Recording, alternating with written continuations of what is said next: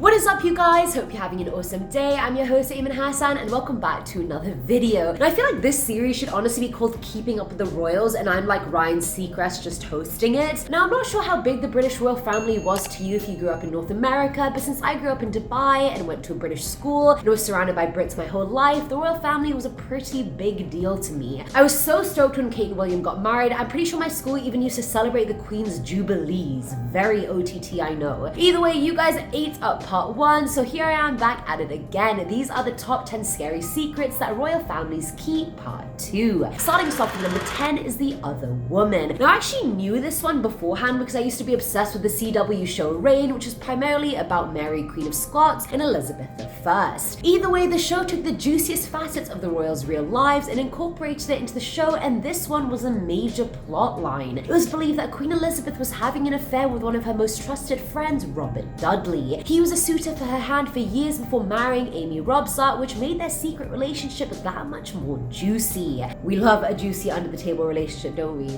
No, we don't. It's cheating. Ruins lives. Don't do it. Elizabeth would even turn down every suitor that came her way for Robert, but the two lovebirds couldn't get married while Amy was still in the picture. Amy, you're looking like a problem, my friend. Conveniently, she died a very mysterious death, and it was rumored that Elizabeth and Robert orchestrated the whole thing. Amy's body was found with a broken neck at the bottom of the stairs, so most believe she had either fallen or committed suicide. But the coroner's report concluded she had deep puncture wounds on her head, meaning someone had hit her either before she fell down the stairs or purposely threw herself down the stairs or was pushed down the stairs by whoever hit her in the head.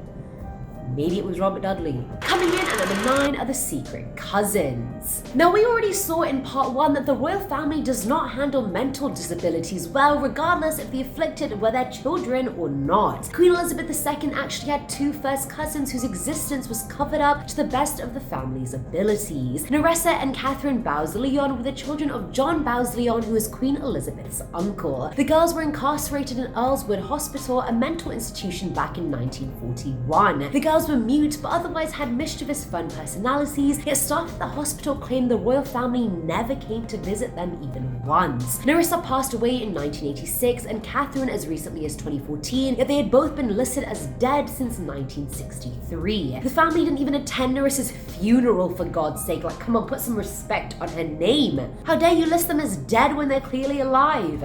At number 8, we have Epstein and more. Now, Prince Andrew, Duke of York, Queen Elizabeth II's third child, is a questionable royal. Let's just say he's definitely not a stranger to controversy. Back in 2011, it was revealed that Andrew was scarily good friends with convicted sex offender and pedophile Jeffrey Epstein. Epstein was soliciting underage girls into prostitution and was found guilty of the crime back in 2008. Sarah Ferguson, who's Prince Andrew's ex-wife, claimed he had asked Jeffrey to pay off some of her debts, but he retorted back saying he'd cut all ties with the man. But why would you even have ties to him in the first place, Prince Andrew? Are underage girls your flavor?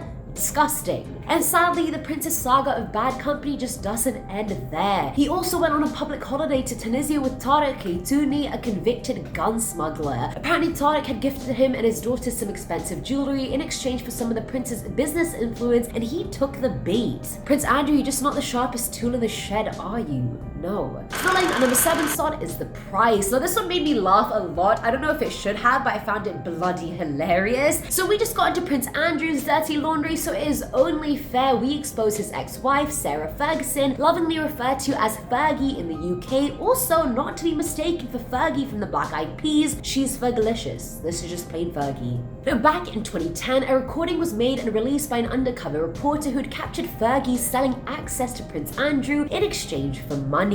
The reporter offered her a whopping $700,000 for the information, and she can be heard saying, "Do you understand that I absolutely have not a pot to piss in? I left the royal family with friendship, no money. Diana left with £20 million, and that's why the Queen is my friend, because I never took a bean from them. I have the biggest heart and the biggest of everything, but I have zero money, I have nothing." I mean, I don't think the Queen's gonna be your friend after that, Fergie babes. Think you kind of nipped that in the bud, didn't you? Now, at number 6 is the criminal offense. Now, as a normal person in society, you really don't want to have any criminal offenses on your record, and for a royal, the pressure is 100-fold to make sure you don't. But thanks to me, your host for Keeping Up with the Royals, we found a pair of royals that have been charged with a criminal offense, exposing you left, right, and center. Ha ha ha. Coming to you straight from quarantine. The Princess Anne, the only daughter of the Queen, was known for her charity work more than anything else. However, in 2002, she and her husband went to Windsor Great Park to walk their dogs. All of a sudden, one of their dogs got free and aggressively attacked 2 kids who were riding their bikes. The couple were then obviously taken to court, they had to pay a fine, and they were charged with the offense. The dog wasn't put down, to the dismay of the kids' families, but then a year later, that same dog killed one of the Queen's corgis. So I mean, this really boils down to the age-old question of who did let the dogs out. Coming in at number 5 is the love child. While we're on the topic of Princess Anne, this secret involves her too, so I guess she's no stranger to controversy either. In 1973, Anne married Lieutenant Mark Phillips at Westminster Abbey, and it was a huge deal. The whole thing was televised. You know how royal ceremonies are. They're big. Now, while the couple had a rocky marriage from beginning till the end, it was complete and despite being married for 20 years, it was dubbed a joyless sham. 12 years into their marriage, Mark ended up having an affair with an art teacher from New Zealand called Heather Tonkin, and from that affair came a baby girl. And even with a child from another woman, the marriage continued for another few years before finally coming to an end. That same year, Anne then married one of the royal staff members, so I mean, there's that.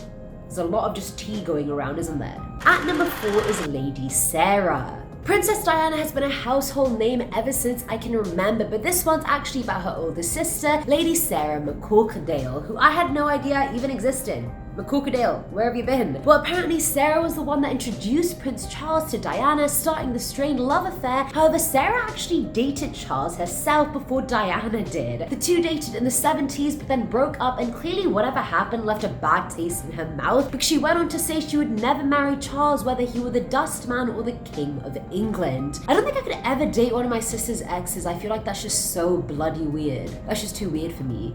I couldn't do it. Filling in the 3 slot is CAMILLAGATE Part 1. Watergate was bad for the world, but mostly for America, and CAMILLAGATE was the same for the British, albeit it was a lot funnier. Now, a month after Prince Charles and Princess Diana announced that they were going to split up in 1989, a phone conversation was recorded between Charles and Camilla Parker Bowles, and let's just say the content was R-rated. The couple was still married at the time when Charles and Camilla were talking about the dirty on the phone, which made Diana quote-unquote sick. Charles at one point even said he wished he lived inside Camilla's trousers like a Tampax, just his luck.